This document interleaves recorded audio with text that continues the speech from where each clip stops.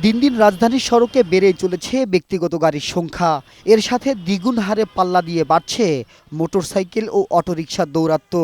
ঢাকার সড়ক যেন পুরোটাই এসব যানবাহনের দখলে, ফলে বাড়ছে যানজট ও নগরবাসীর দুর্ভোগ। রাজধানীতে গণপরিবহন নিয়ে মাস্টার প্ল্যান না থাকায় অপরিকল্পিতভাবে বেড়েই চলেছে এসব যানবাহনের সংখ্যা। সম্প্রতি রোড সেফটি ফাউন্ডেশনের এক গবেষণা প্রতিবেদনে দেখা গেছে ৭৫% সড়ক দখলে রেখেছে ব্যক্তিগত গাড়ি, যা মাত্র মোট যাত্রীর ১১% বহন করতে সক্ষম। অথচ গণপরিবহন ব্যবহার করে ৬০%-এর বেশি যাত্রী। ৯০%ই দখল হয়ে গেছে প্রাইভেট গাড়ি এবং অটোরিকশা দখলে। ১০%-এর মধ্যে দিয়ে গণপরিবহন কোন রকমের চলে, যার ফলে গণপরিবহনের ট্রিপ সংখ্যা কমে গেছে।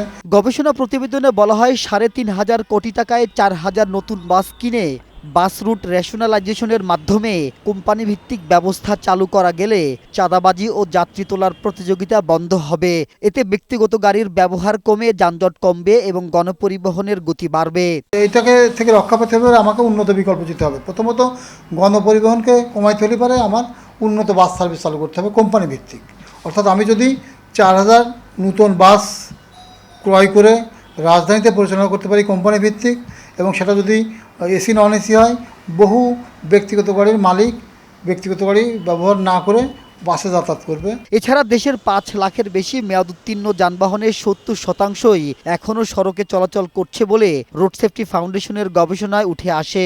দ্রুত এসব যানবাহন প্রত্যাহার ও নতুন যানবাহন কিনতে মালিকদের সহজ শর্তে ঋণ সুবিধা দেওয়ার সুপারিশ করেছে সংস্থাটি। মাহবুব আজমি, বৈশাখী সংবাদ, ঢাকা।